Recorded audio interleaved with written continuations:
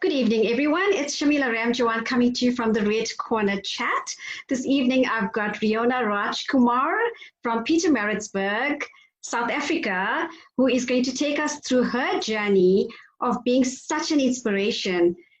Riona, good evening. How are you? Good evening, Shamila. I'm doing well, thank you. And thank you so much for having me on the Red Corner Chat with you today. It's an absolute pleasure, and we just want to get to know you. I think the audience, they want to get to know you as well. So do you maybe want to tell me more about yourself? Who is Riona? Well, Shamila, I'm a very simple and a humble person. I reside in Pietermaritzburg, as you mentioned, and I'm married to my husband, Naresh Rajkumar. At the end of this month, it'll be 11 years. And I have two wonderful boys, Pranav and Yadav. Pranav is 8 and Yadav is 11. Yadav is 3. It's okay. You know, as we get older, we tend to forget our own ages as well. So you can forget your kids' ages as well. That's okay. I think that's happening here with lockdown and being at home. You tend to get more stressed and the memory is getting worse, which I need to work on. Yes, absolutely. I mean, I forget what day it is, you know, the time it is. It's quite normal. So don't feel bad.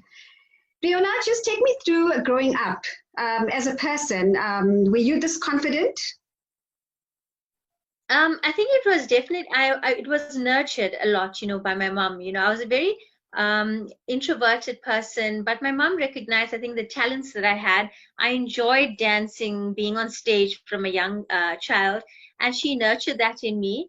And, taking part in pageants was also something I enjoyed in my younger years as well. So whenever there was a cultural day in school, there was a good balance, I think, between academics and extracurricular activities. So that confidence actually was nurtured from a young age, and it actually bloomed into my tertiary years as well. So which school did you attend in Pietermaritzburg? High school was Karina Secondary, and primary school was Union Park. So both public schools. So as I said, grew up very humble. My dad was the breadwinner. My mom was always there when we got home to, we had a warm meal, someone to be there as well to do our homework with. So it was very nice upbringing, some challenges as well along the way. But I guess that's what has shaped me into the person that I am today as well. I love that. I love the humble beginnings because that's where we all have started and just grown. I think it's on the individual to grow yourself as well. So well done on what you've achieved so far. Tell me about your day job. My day job, I'm an investment specialist in the banking sector. So Monday to Friday, that's what I do. I'm predominantly based in the business sector. So previously, I would travel out to areas in the province as well, and dealing with investments that are offered in the cash investment space. So that's what that's my day job. I love it. I enjoy it. I enjoy the people that I work with and the culture in the organization, because they say that culture eats strategy for breakfast, and that is so true. And now we're experiencing a whole different culture in lockdown, which is a virtual one. But it's amazing. I love the organization I work for, and the fact that I deal with people on a daily basis is what makes it even more interesting. That is very interesting. So talking about culture, we're going to go straight into cultural. You're very involved in pageantry. I wouldn't say a beauty queen, but I'll say beauty with a purpose. Tell me about the Mrs. India pageant. Why did you choose that platform? And just take me through that journey. The Mrs. India South Africa pageant was something I always wanted to enter into. I think before marriage, I used to enjoy pageantry, and I was fortunate that my husband was supportive enough that even after marriage, he supported my dream of wanting to enter into the Mrs. India South Africa.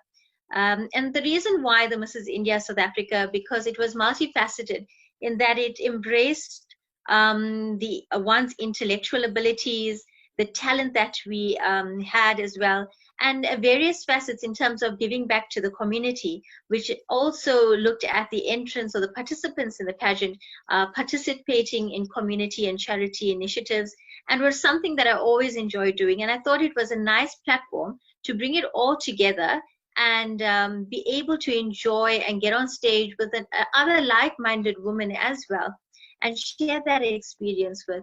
I think why the Mrs. India South Africa is being a conservative person. I think other pageants that required you to be in swimwear wasn't for me, because I'm very, I think very, I don't want to be in a swimsuit because I'm very sensitive about putting myself out there in that way. And I didn't feel that as a woman, I needed to, I mean, not that there's anything wrong with it for those who do participate in it, but personally for me, I wasn't comfortable wearing a swimsuit. And I just thought the Mrs. India South Africa was something that really, really embraced what I believed in as well. And take me through some of the projects that the Mrs. India South Africa actually participate in. So a lot of the projects, and one of them is the She Force Foundation, which currently I'm also the brand ambassador for. So it's absolutely amazing that since 2015, participating in the pageant, that I'm still very much involved with the organization, with the CEO, Anusha Bisal. And being the She Force Foundation brand ambassador actually allows me to continue sharing that dream and that ability to give back to the community. So a lot of initiatives such as giving back to the old age homes in our communities, also just recently having a sandwich and a bread drive. I'm also involved in various other organizations which also pull through what the objectives that the She Force believes in as well. So a lot of initiatives, the children's homes, anything that we choose to support with a worthy cause. And also, I think very close to our heart is supporting and uplifting abused women and children. So we're looking at, I know Anusha Bisal and I also thinking, about the shelter that we want to have someday for the abused women, that women can go to uplift themselves and also have a safe space to be in. So being a brand ambassador, it's basically a micro influencer. And obviously, Anusha Bisal has trusted you with her brand. And I know from the accolades that you've earned so far, you can be trusted with that brand. How do you feel about that? And what is your future plans to actually promote that brand? I really am very honored that Anusha has given me that title of brand ambassador. I think, anybody in the organization and anybody who follows us and our objectives can do that kind of work. And I think that it being in a leading role, it just gets people more aware. So that would be my role, is to let people become more aware and become that driving force that inspires and motivates other people to do the same. So there's a lot that we're working on, especially empowerment initiatives, speaking to women who also have been going through difficult circumstances, and just sharing with them information and places that they can go out and seek help, supporting the children's homes in terms of various collections that we may undergo during the time, and feeding schemes as well. So in any way that we can give back, we will do it. I know sometimes we may think that there's a lot of pressure on a person when they so-called given a title and being the brand ambassador, but actually I didn't feel that way, because it's something that I really enjoy doing. It gives me a sense of purpose and a way that I can give back to the community, because always when I've done it, it's always given me a sense of, I can't explain that feeling. It's like a blessing, because the one thing that always when I'm out there and we're doing this kind of work and somebody tells you, God bless you, it's the most heartwarming thing that you can ever feel, knowing that you've touched somebody in a positive way. And even if it's one day where you fed someone and they are full, where they've been hungry for hours in end, that really makes you feel good, knowing that when you go home and you have something to eat, that you've actually helped someone else feel good in the same way. I totally agree with you. Take me through the Glow TV presenter position, and I know you do this on a part-time basis, and also the online, is it radio presenter? Yes, so former online radio presenter. I think participating in the Mrs. India South Africa pageant, windows of opportunity opened up for me. With the radio presenting, that was with Megazone Radio, and I went on, had an interview, and I was actually surprised, that I had this opportunity in radio and could engage with other people. So that was kind of exciting, because for me, being spontaneous wasn't something very easy, and I always wanted to develop that side of me. When it came to presentations, even if it was at work, I'd always want to prepare. And I took on that challenge because I wanted to carve that side of me, that wanted to be more spontaneous. I've always had that dream of being a TV presenter. I remember when I was younger, I used to watch Mela on TV, and I wished that I was one of those presenters on screen. And I thought, okay, that dream is so far away, considering my humble background and the circumstances. I never was going to make it to Johannesburg, to just be on TV. And there was even a presenter search. And I thought, it was impossible. And I just let it go at that time, when I was younger and in school. And the opportunities just seemed so far away. And after participating in the pageant, I'd spoken to Anusha, and she always knew about my dream of wanting to be this TV presenter. And she introduced me to the CEO of Glow TV, Mr. Nazir Noor Mohammed. And we met, and we chatted, and he gave me an opportunity to cover my first event, which was actually one of Anusha's events, being the Miss Uniworld South Africa pageant. I was a nervous wreck. I remember sleeping about 2 o'clock that morning because I had to prepare so much. And thereafter, the other events that I had just came so much more naturally, because I think it helped me to build myself. I became more aware of what I needed to do. There was no formal training as such. That wasn't what I had studied for. And because I think I had that passion for it, I enjoyed it so much more. Each time being on TV or speaking to someone else, I learned something new about myself, as well as the person I was talking to. So it was very exciting, and I'm glad that a dream of mine was also realized. I think it's important, the message that's coming through is preparation, because you can take on anything, but you need to prepare beforehand, because you cannot just say, okay, I'm now going to present something, and it just doesn't happen, because you're going to be lost for words. And I think, we know how it works. You have to prepare beforehand. What would be your key message to people out there to gain confidence and be a Riona Rajkumar? Well, I think, believe in yourself. Don't be a Riona Rajkumar. Be better than that. You are unique. Be yourself, because, I remember coming across a saying recently, is that when you are the best, you are better, you are very good. But when you are unique, you are the only one. So do that. Lean into your fears. I follow Robin Sharma, who's one of my favorite authors and philosophers. And I remember his words echo in my head whenever I'm fearful of doing something that I know that will eventually grow me, but that fear in your mind actually holds you back. So my message is, don't be afraid. You don't have a time that's you're not going to regain that time. As long as it's going to grow you, and even if you fail, at least you've tried. And because if you don't try, you'd never know, and you'd always wonder. You might have regrets. So don't live a life of regrets. Some people also ask me, how do I manage it all?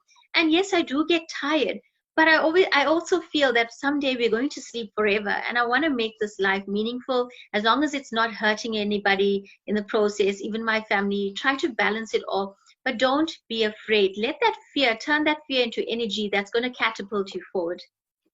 I love that. I simply love that, Riona. So take me through your challenges that you faced. Challenges, I think growing up was also financial.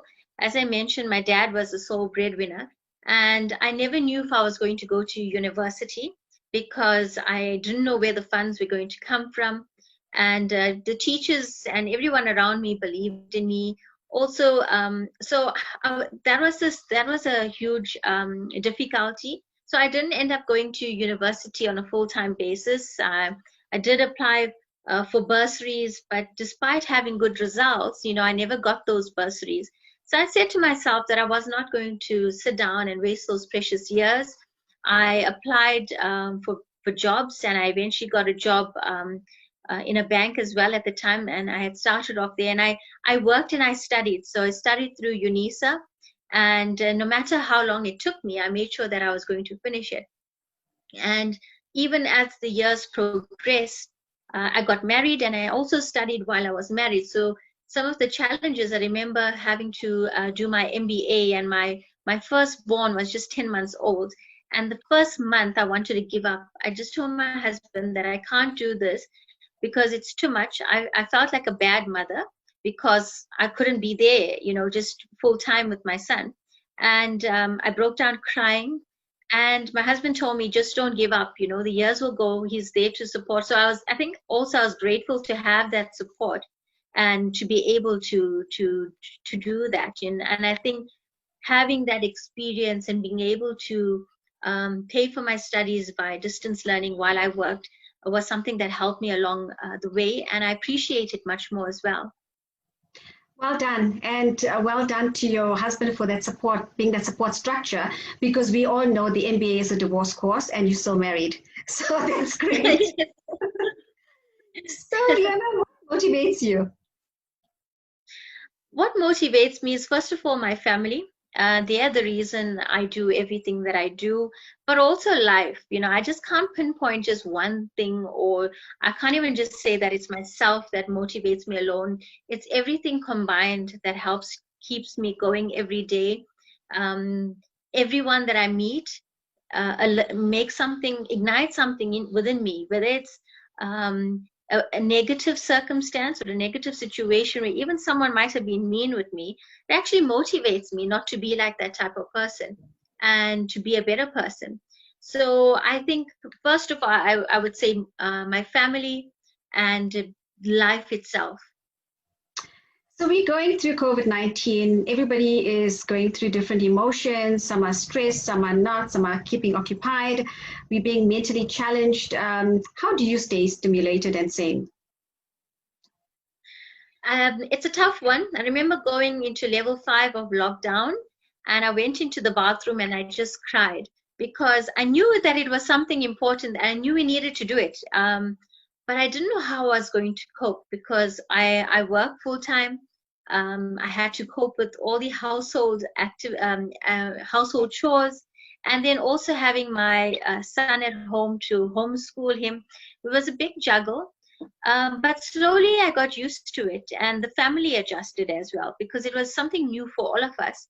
And they also needed to understand that working from home required some personal space where I needed to be in a quiet room at times. And it became easier. And the way I assisted myself in coping was I completed the 21-day abundance and meditation program that Deepak Chopra, I think I was invited to a WhatsApp group. And I said I was going to see it through, and I did. I took walks in my garden, in my yard, just with a cup of tea and a coffee in hand. And it was something that we never really did before. We would be in the mall, or we'd be going out, or it was some event that we were attending. And we just spent time in the sunshine. And I looked at the trees, birds, and it was a lovely time to get that introspection. So it was that. I also started a brand called Nfinitely You, which aims at supporting and uplifting and promoting individuals, businesses. It was a way that I could also contribute back. It was, back to the community and others, even while in lockdown, from the comfort of my home, doing something like that. So Nfinitely You started about 2 months ago. And I also adopted a little puppy called Bella. So she's new in our lives. Yeah, and I think I always wondered, children growing up in this time, we always taught them to share and to hug and love others, but now they can't. And having Bella with us, just brought in that loving and caring, nurturing sense of well-being amongst all the family members at home. I can imagine Bella's going to take over the home as the little kid and get all the attention. So yeah, great to have a little puppy around. I would love to have another puppy, but I just don't have the time to give that puppy all the love that it deserves. Just going back, do you think just one person can make a difference in your life? One person can make a difference. it just takes that person to make that start.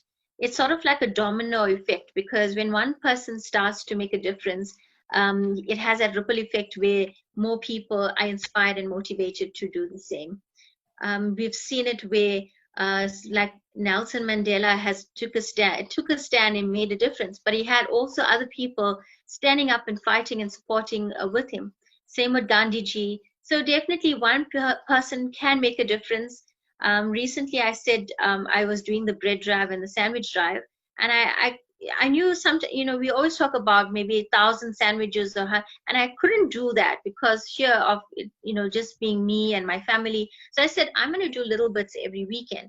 And if it inspires other people to do the same, if one person makes one sandwich, imagine 100 other households donating one sandwich to another individual, and that ripple effect definitely makes a big difference. I love that. I just love that thinking. So who would you say inspires you besides Deepak Chopra, Gandhiji, Robin Sharma, your husband? Who inspires you?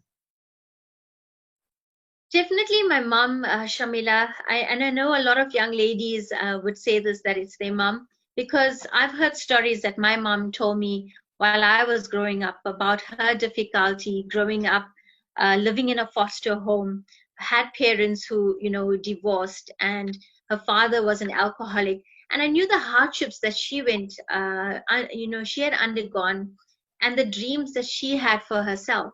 So she saw this in me and always wanted to mold me into a wonderful, well-rounded person, and have the dreams that perhaps she, couldn't have in her life, and make me basically have a better life than what she had. So definitely my mom, and I respect her for all that she has gone through, and she is one significant person in my life. That is wonderful. We always look up to our moms and we learn from them. They are heroes, our role models. Riona, it's Women's Month. Why do you think it's important for women to support each other? Very important, because we can tend to be our own worst enemies.